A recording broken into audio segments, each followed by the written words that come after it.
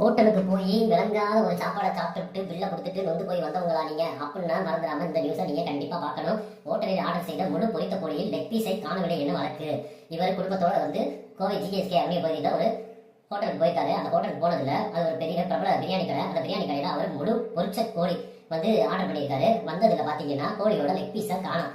என்னங்க முழு பொரிச்ச கோழின்னு சொல்லி போட்டிருக்கீங்க, ஆனா இல்ல அந்த லெக் பீஸை மட்டும் காணும் அப்படின்னு கேட்டதுக்கு உடனே ஹோட்டல் ஊழியர் அவங்க குடும்பத்துக்கு முன்னாடி வச்சு அசிங்கப்படுத்தி திட்டிருக்காங்க. அதுக்கப்புறம் இவர் என்னடா அவமானப்பட்டுட்டேன்னு சொல்லிட்டு இருந்தாலும் எங்க அந்த லெக் பீஸ் உடனே அவருக்காக வெளியில உள்ள போய் ஒரு தனி லெக் பீஸ் எடுத்துட்டு கொண்டு வந்து ரொம்ப நேரம் கழிச்சு கொடுத்துருக்காங்க. இதை பார்த்து அவர் ரொம்ப மனதை வருத்தப்பட்டுட்டு அமைதியா பில்லை கட்டிட்டு 1196 ரூபாய் பில்லு போட்டிருக்காங்க. அதை வாங்கிட்டு போய் அப்படியே இந்த பிரச்சனையை விடக்கூடாதுன்னு சொல்லி லிவர் கோர்ட்ல போட்டு இந்த மாதிரி லெக் பீஸ் கொடுக்காம என்னைய குடும்பத்துக்கு முன்னாடி அசிங்கப்படுத்திட்டாங்கன்னு சொல்லி இப்ப வழக்கு நடத்தினதுல அவருக்கு 10,000 ரூபாய் அமௌண்ட் பிளஸ் அவரோட பில்லோட அமௌண்ட்டையும் திருப்பி கொடுக்க சொல்லி 5,000 ரூபாய் செலவு தொகையாகவும் சேர்த்து கிட்டத்தட்ட 14,000 ரூபாய் அவர் திரும்ப பெற்றிருக்காரு. உண்மையை அவர் பாராட்டணும். அப்படியே அசிங்கப்பட்டு வெளியில போயிட்டோம். எத்தனையோ மக்கள் வெளியில போனாலும் இவர் நின்று போராடி வாங்கியிருக்காரு. மக்களே பார்த்துக்கிறது. இந்த மாதிரி ஹோட்டல்ல எவனா ஏதாவது செஞ்சா அடுத்த நிமிஷம் நீங்க நுகர்வோர் கோர்ட்ல போய் அப்ளை பண்ணி 10 மடங்கு அமௌண்ட்டை நீங்க திரும்ப பெறலாம். இப்படி இல்ல போய் இவர் வாங்கினதுக்கு இவருக்கு ஒரு சல்யூட் அடிச்சே ஆகணும். இந்த வீடியோக்கு ஒரு லைக் போட்டீங்கன்னா அவருக்கு போய் சேரும்.